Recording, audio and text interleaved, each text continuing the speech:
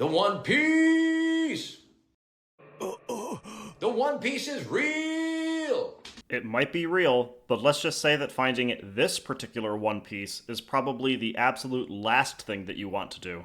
Welcome everyone to the newest installment of Finding Kyoto Animation. Today we'll be taking a look at the disquieting and disturbing Noroi no One Piece, or Curse of the One Piece.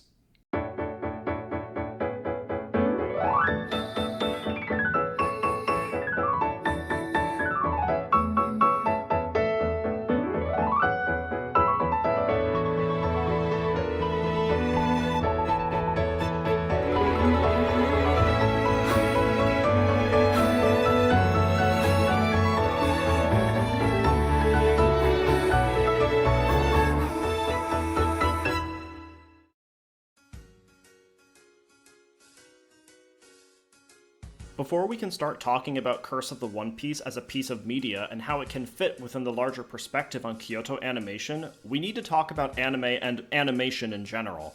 Back in the 1960s and 70s, when anime was just starting to inch its way into larger artistic endeavors, animation was still, as a general rule, rather janky and didn't necessarily move in the most fluid manners. Especially rewatching portions of the 1963 Astro Boy, or even watching isolated clips from other shows like Big X, where it's increasingly harder to find them complete, it becomes increasingly obvious through observation that animated television in Japan was still in its infancy for trying to capture its own sensibility of movement and character space interaction. That's not to say that there were no moments of genuine fluidity, but rather that moments like these tended to be the exception rather than the rule, and movies tended to get away with this a little more easily than television did. Take for instance these two little sequences from the 1963 movie Doggie March. Each one moves with a kind of smoothness and poise that we would perhaps more quickly define as good, because the supposed jank we associate with older anime simply wasn't there, or at least is not nearly as notable comparatively speaking. Leaving the exceptions aside though, this particular kind of visual styling is one of the reasons why a lot of modern anime fans sometimes struggle with watching early anime. Also in no small part thanks to growing up with Disney films where even the older movies pre-World War II still had a kind of natural fluidness to the whole. Just to borrow one example, when the dwarves are walking or dancing in Snow White and the Seven Dwarfs, it looks like actual walking or dancing with muscle movements, even though there is still some shortcutting by repeating the same general motions but along different places within the foreground, middle ground, and background. The more realistic movement appears even in unrealistic settings or contexts, like with Tarzan effectively surfing on the vines in Tarzan, or Quasimodo flying down the ropes in the Hunchback of Notre-Dame. Whether we knew it or not, in watching media like this and considering them as examples of what is good animation, a particular kind of narrative was being formed. Realistic movement in animation is akin to smoothness, and that anything that seems less than that feels cheap or uninspired, or whatever other negative adjective you want to put here. The thing is, though, we know that this isn't true. Animation does not need to adhere to a realistic style of movement to be able to sell itself as good animation. Anime in particular is no stranger to movements that are obscenely unrealistic or over the top. Dead Leaves is basically what happens when Imaishi Hiroyuki is given completely unshackled freedom and fires its freneticism on all cylinders until they're burnt out. Then he breaks into your house and steals more cylinders because its energy simply could not be contained. Or His and Her Circumstances, relying on preposterousness to sell its comedy and occasionally its romance. And for those of you who are astute to have noticed that I've chosen stuff animated or directed by the same person for the last two examples, Rose of Versailles manages to convey its emotionality through its rather simple animations, storyboarding, and color direction, instead of anything resembling a realistic or smooth style. Hence why, even though the new trailer is supposedly more true to the original manga's art style and the animation is smoother, I don't think it's actually better in virtually any respect possible, but I'm getting sidetracked here. When the 70s gave way into the 80s, there was a shift among newcomer animators in approaching movement and how it should be depicted on the screen, both in regards to the animation itself and how the animated portions relate to the environment as a whole. The MO was to depict things as more realistic, which ushered in the philosophy of realism in anime. It's important to keep in mind that realism in anime in the 80s was not the only dominant philosophy. because art history for any medium is never totalizing in these particular ways, but rather that a philosophical shift occurred in the first place. With this new outlook, realism in anime became more about the characters rather than effects, though effects in various anime like Rintaro's Take the X-Train with its electricity were still often prominent. Motion rather than stillness, and a greater attempt to make everything seem more detailed, as though it could be considered the closest thing to photorealistic or hyperreal at that point. Some of the best animators of the medium's history came during this period, including Inoue Toshiyuki, who some may remember as the one who solo animated and hand-drew the dragon chase sequence from Maquia When the Promised Flower Blooms, and Morimoto Koji, who I want to make a video about one day. Especially since the OVA as a format really began to take off in the 80s, and projects such as Vampire Princess Miyu, Bubblegum Crisis, Gunbuster, Mobile Police Patlabor, and others started making their way into the market, it provided a perfect place for the new animated realism to flourish. Not constrained by the general sense of time or production crunch as other television anime, creators could afford to release shorter series in regard to episode length, but stuff those shorter series with denser animation that felt less like the animation of old. One little sequence that really emphasizes this is the brief little moment from Megazone 23 Part 2, when Yui is just flicking on a light switch, animated by Umetsu Yasuomi. Seriously, everything about this little shot has something that I love. The cracks on the switch itself, the exposed wires, the fact that the switch is pretty much not on the wall at all because the wires are supporting all the weight, the slight movement of the box back and forth as the switch actually gets flipped, the ever so slight pushback of weight which delays the movement of the switch itself, the way Yui bends her finger, you get the idea. Yes, the sequence is really not that long, and I imagine that some would probably remember the moment afterwards where she takes her shirt off and throws it aside to temporarily expose her boob and then has sex with Shogo, but hey, what can you do? I mean, okay, I like that sequence too. Who am I kidding? Jim Halpert. I'm so horny. Now, it goes without saying that not everything that came out of 1980s realism is good, and that not every OVA series is worth relentlessly tracking down. But this animation styling of the 80s ultimately culminated in the monolithic and important Akira, released in 1988. Regardless of how one wishes to view the film, whether as a piece of anime history in relation to the cyberpunk genre, the popularity of anime both within and outside Japan, or purely as a standalone piece of cinema, either narratively or visual acoustically, one thing that cannot be denied is that it was, in essence, the synthesis of nearly every single major animator, storyboarder, or other production industry figure of importance throughout the decade, including most of the people who I have name-dropped in the course of this little introduction.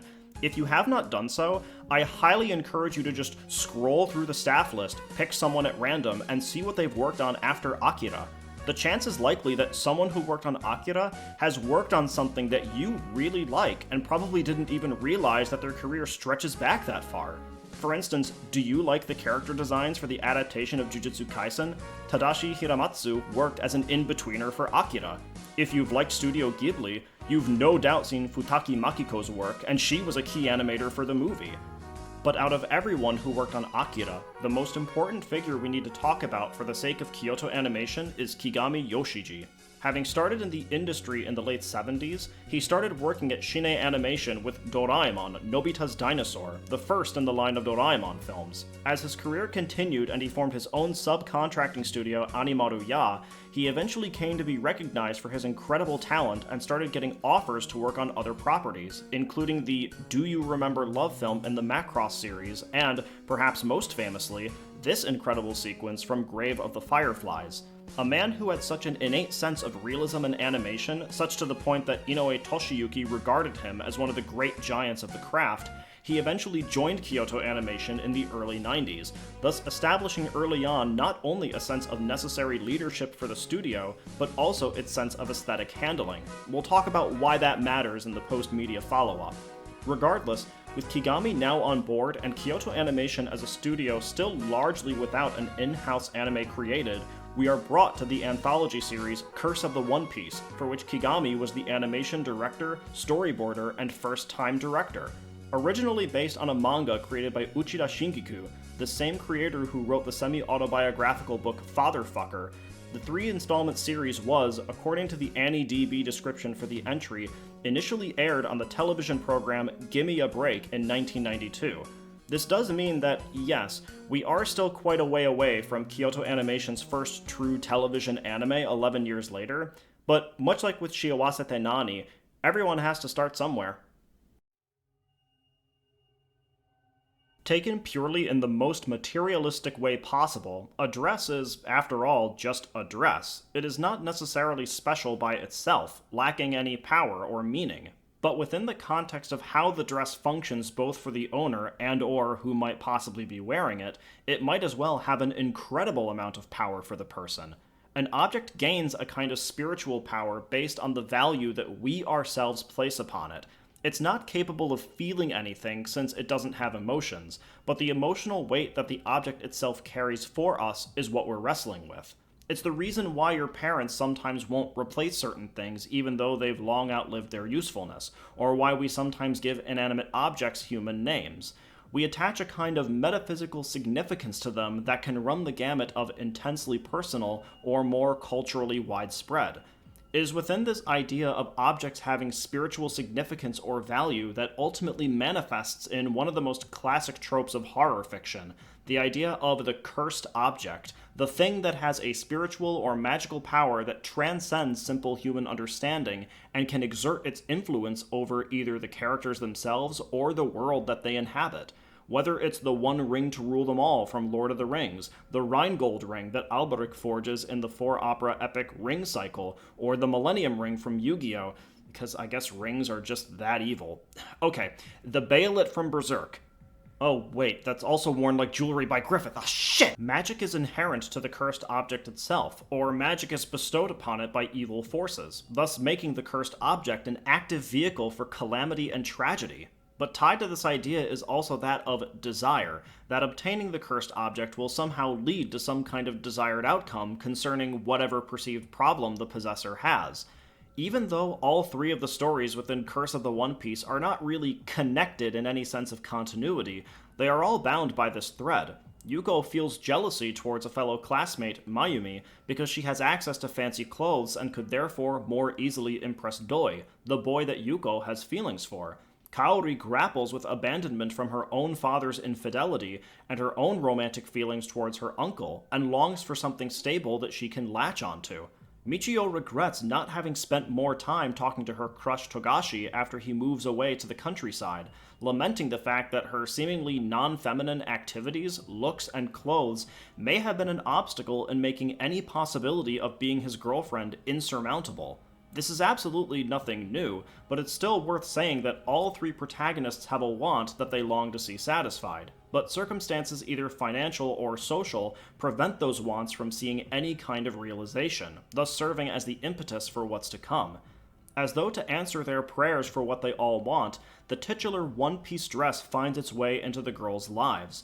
Even if we wanted to say that the dress is, in and of itself, not particularly beautiful looking, the simple flower pattern and the plain yellowish color isn't exactly the most visually enticing thing under the sun, though that might also be because the color yellow and I get along like angry neighbors. What underlies its exterior is the open world of possibility that lies within its metaphysical interior, that it allows the protagonists to glimpse a future or reality in which their dreams end up coming true. Yuko finally has an article of clothing she feels is suitable for the party she's been invited to, and an outfit that will surely impress Doi. Kaori finally has the chance to change herself in a manner that gets her uncle to openly express that she's cute and admires how she looks, which lets her fantasy seem like it could actually occur. Michio finally has something that she thinks can bring out her femininity and impress Togashi and his family. The overarching thesis to this entire special, therefore, is that the love for the certain someone that all 3 characters feel is likewise mapped onto the dress, as though the dress is the thing that's able to make their feelings and hopes become reality. But in reality, we know that the main thing that is stopping or stopped the girls from achieving these romantic dreams of theirs are either things that were within their own control, like, say, asking the boy in question out with Yuko or Michio, or social boundaries that are uncrossable, like with Kaori. But because they're young and in the throes of their own shyness or irreconciliation with their own body image, these things cannot be so easily realized. They thus seek, even if indirectly, a physical change or a physical thing to bridge the emotional gap for them, which the dress is able to provide. The caveat, however, and what the characters all don't realize until it's too late, is that the love for their special someone mapping onto the dress as the instigator of that possibility coming true results in the two concepts becoming so interconnected that they cannot be so cleanly distinguished. The result is a disquieting codependency between person and object, where the object becomes so venerated that any other social or material aspects of their lives get shunted to the side in exchange for feeding into the lie the dress can provide. Though all three of the stories end in tragedy, they are not all tragedies to the same extent. Yuko, out of the three, is the only one who actually manages to escape a far worse fate than Kaori or Michio. Even though it ends with her love being scorned and moving away because of what she did under the dress's control, best emphasized by the creepy eyes turning into flowers like the dress's pattern, she manages to wrestle enough control back to herself that she is able to acknowledge everything that went wrong, and thus uses her own fear of the dress to take active steps to hopefully be free of it. Though there's inner apprehensions about whether this actually works. Kaori and Michio are decidedly more unlucky, with Kaori merging completely with the dress and Michio following its manipulative influence until the very end of whatever ambiguous fate awaits her. But Yuko having the best ending is a small consolation, because the fact remains that all three of the girls' lives, including the lives of those around them, have been permanently scarred or warped by the dress. In a true kind of Faustian bargain, it got them what they wanted, but the cost far outweighed any potential benefit that might have been gained. The underlying horror is that the dress's capability of ruining people's lives is truly malleable. Sometimes this manifests in the dress simply forcing itself onto someone else while they sleep, like with Kaori, or other times it involves active interference, like with Yuko and the black cat that scratches her clothing. With such capabilities exhibited by the three methods of emotional destruction, there's a stomach-churning sensation that there's no telling who else it may affect, how it will do so, and when. Except that we do get such an indication. Though it's a small detail that distinguishes the last story from the previous two, it is worth remarking that the ending to Michio's story does radically alter the interpretation of the text of that story and the series overall, with the crushing revelation that Michio has gone off with this shady figure and her sister abandoning any hope of ever seeing her again. The dress appears at the doorstep of the house in a manner eerily like how it appeared to Michio before, delivered by this shady figure. Now, whether the shady figure is actually a magician or demon or some other kind of independent mythological creature, or simply the dress using its powers to create some kind of physical manifestation to transport it from place to place, isn't clarified. The text doesn't provide any concrete answers, and I am not going to spend any time trying to answer that deliberately unexplored avenue because it's not really the point. What is the point, however, is that Michio's sister is so much younger than the other three protagonists, and has a decidedly different mental state than them as well. Since every other character in the story was at the very least in their teenage years, or, to put it another way, at least old enough to start realizing that the opposite sex exists as something romantically desirable, the assumption was that the dress targeted a specific group of young women who are in the throes of young love, and that don't have the maturity quite yet to properly navigate what that entails. However, Michio's sister, the youngest of the four, has at no point in the story shown any kind of inclination towards romantic affection, and it's implied that she's the next recipient of the dress's attention. This matters because consider the fates of the three main characters regarding where they end up. Each conclusion is progressively more and more twisted than the last. If we want to play the assumption that there is indeed a form of continuity between the three stories, that the Yuko story happened first and the Michio story happened last, even though I don't actually think that's the case, but let's run with it thematically anyway, then it shows a progression and evolution in the dress's persona, as it were, growing all the more nefarious. Michio's sister is not like the other protagonists in that she has no amorous desires for a boy, but if the dress is making its presence known to her, then it could reflect that the dress's curse is no longer satiated purely by young women desiring unrequited affection. especially if we take a look at the subtitled line that the sister says as she laments Michio's disappearance. She'll come back, I'm sure of it. This brings some of what I've mentioned into focus. On the surface, this is a direct contradiction to when she said she was sure she'd never see Michio again. But this could also be easily interpreted as her longing for a hope that she knows is probably out of reach, but still worth hoping for anyway. The arrival of the dress is thus an answering of that desire, albeit in a subversive fashion from what Michio's sister wanted. Michio may not be coming back, but the dress she wore, which the sister remembers as being part of the description of Michio based on the rumors, did come back. If Michio's sister were to open the box containing it, it's not outside the realm of possibility for the dress to assume another new kind of spiritual value or significance. A memento rather than a thing to be worn for the sake of accomplishing some tangible goal. Think of it this way. If she's not actually going to come back, at least this thing that reminds me of her, even if only vaguely, could be worth holding on to. And sometimes a memento is harder to throw away. The unsung aspect that makes cursed object horror fiction work is not just that the cursed object exists and manifests its power in some fashion, to the point where it would be entirely reasonable to call the cursed object a character, though with an admittedly more abstract personality compared to other more human-like characters in the associated work, but also in the impression that the object will still be sticking around into the far future, waiting to be picked up and used or admired by whomever is unsuspecting enough to come across it next. The object has an implied immortality that, assuming it does not bestow the person possessing it with immortal powers as well, will long outlive the user until it is ultimately bested by someone who is able to conquer whatever dark powers lay within the object and either purify it, destroy it outright, or force it onto the next victim. The idea that the cursed dress will keep moving from person to person, and that its next victim is a child, is the narrative's final dose of horror and what makes the series end on such a triumphant note. It leaves interpretation for the viewer to imagine what awaits because we've seen 3 different ways in which the dress has consumed the girls beforehand, and it is only all too certain that the box containing the dress will be opened for Michio's sister.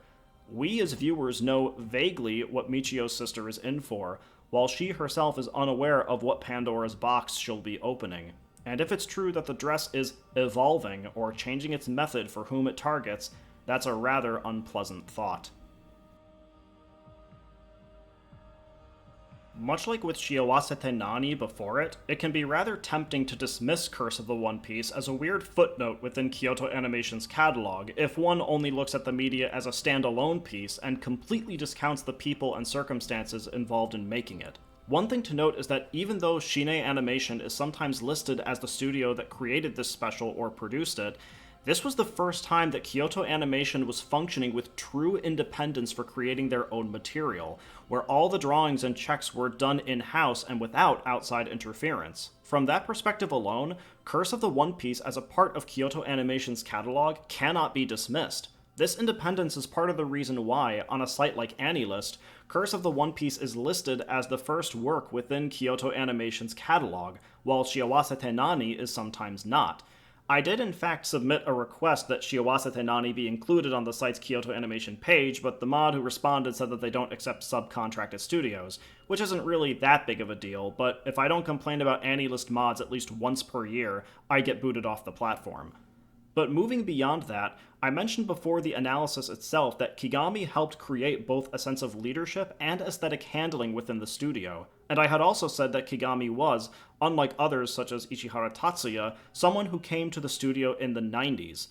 Kigami's entry to the studio came long after he had already built a reputation for himself and his work within the industry, making him more of a high-profile figure than some of Kyoto Animation's earlier contributors. Ignoring the innate sense of prestige that Kigami's presence would bring simply by being associated with Kyoto Animation, not to mention the pedigree the studio was already building on some of its earlier history that I outlined in the last video, it's important to mention that there is indeed a significant increase in the visual presentation and animation of Curse of the One Piece in comparison to what was seen before in Shiawase Nani. Additional details to character expression and ambiance are pointedly different and allow for a greater range of emotion and emotion through movement, which is important for a series that's trying to convey horror as the aesthetic of choice. If Shiawase Nani's visual style had been marred by simplicity both of the coloring and character motions and expressions, Curse of the One Piece is willing to allow that rigidity to loosen itself a little, even if just by increasing the general number of drawings, whether that's in key animations or in-betweens. Characters are, thusly, allowed to be a little more smoothly expressive rather than being locked into a small handful of simpler expressions, in part thanks to the particulars like how a character's hands or shoulders manage to convey additional affectations to the emotions. It is not the most fluid or realistic animation that Kyoto Animation has ever produced, nor would we perhaps be so quick to label it as within the realms of anime realism itself, but it marks a step toward that general direction by allowing the kind of delightful plasticity that makes some of the more expressive anime expressive. Curse of the One Piece is therefore the studio's first sincere step into the realism style of animation that would come to define its more mature works. And even when the special is not doing this per se realism, there's more inherent risk to the overall sense of storyboarding, tinkering with camera positioning and how it interacts with the characters in relation to the space overall. Characters getting lost in thought are complemented by changes in perspective and are not afraid to leave the finely detailed matters behind in exchange for something more crudely simplistic, yet effective for exploring headspace. Kigami's direction for Curse of the One Piece balances the use of finer details with making the simplistic still carry the tone and ambiance of the whole, so while it may most definitely lack the polish of later Kyoto Animation work, it never feels cheap, both in terms of its horror or its look. I want to make it clear that all of this praise for Curse of the One Piece in comparison to Shiawase Nani is not meant to be an insult to Ishihara Tatsuya's direction, mind you. It's always a little bit caveat-driven to compare a director's first work with another director's first work, no matter how similar the works or directors are in terms of both style and animation studio. But rather, it highlights that even within the span of 1 year and 2 different directors, there is already a marked improvement in the visual effect and affect of Kyoto Animation's productions. It is not a given that good animators make for good directors, but Kigami's attention to detail in his own work, in a sense, forces him to adopt the perspective of applying that same attention to directing others to apply that attention to detail. Why does this matter exactly? It's important to remember that Kigami left Shin'e Animations at the end of the 80s, and that if it's to serve as an example, there was no requirement for him to have stayed at Kyoto Animation for as long as he did. He chose to go there voluntarily. It's not like he got haruhi'd by being roped from being in the Shin'e Animations Club into the saving anime by overloading it with Kyoto Animation Brigade. The fact that he chose to stay meant that, on some level, he recognized the inherent talent and culture of the creative people who worked there, and actively sought to develop that further. If the founding of Kyoto Animation involved predominantly neighborhood housewives teaching each other the animation process, Kigami would bring that same philosophy to new levels altogether. We'll talk a little further about that when we eventually cover Munto in the year, well, at this rate, 2030.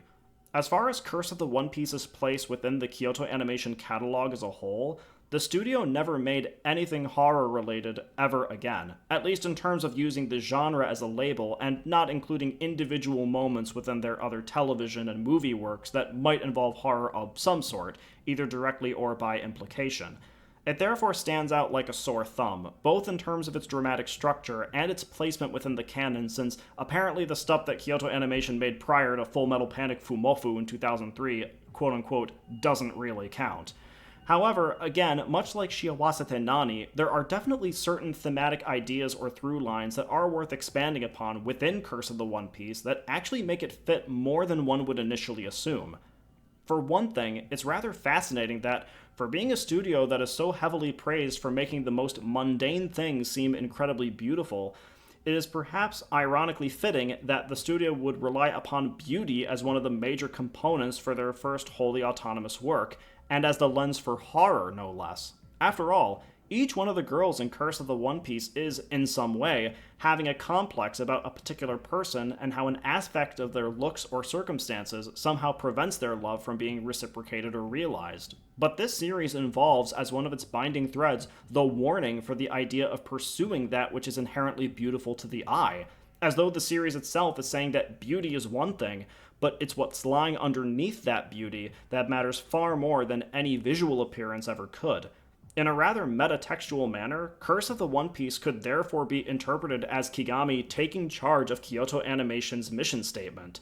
You can have all the beauty that you want, but what you do with it is another matter entirely. Like some of the other movies and productions that Kigami worked on before, it takes more than good looks to sell a story to an audience, and forgetting that is the quickest way to become a style over substance studio. Also compared to Shiawase Nani, the presence of the surreal within the story is almost entirely limited to the dress itself and the shadowy figure who delivers it to the girls in question, rather than anything pertaining to the setting or the backdrops. There is no traveling on clouds here, no plunging oneself into the darkest abysses of hearts in order to counteract the coldness that the characters may feel within themselves. It is not a world of the fantastical like Beyond the Boundary, or absurdism in the everyday like Nichijou. Curse of the One Piece is decidedly unsurreal in comparison, which makes the dress as an actual physical cursed object within the story the real instigator for the character's own personal doom. Unlike with Shiawase Nani, where a female character introduced the fantastical to the male character, here it's not a female introducing the fantasy directly, but a piece of stereotypically female clothing. It may be brought to the characters by the shadowy caricature of a male delivery man, but the notion of the feminine or femininity being the bridge between the real and the fantastical is still present. In displacing the fantastical as an object rather than a place, or something more abstract, it might potentially limit how it can function within the story's world, but for the short, individualized stories that make up the entire special, it's perfectly compact. With their first truly in-house production under their belt, and a new presence within the studio ready to take things in a bold direction, Kyoto Animation still had a ways to go before getting there. They dabbled in fantasy and horror, but now it was time for something a little more unshackled, perhaps even a little more, dare I say, fun. Next time, we jump to the early 2000s and take a look at Nurse Witch Komugi.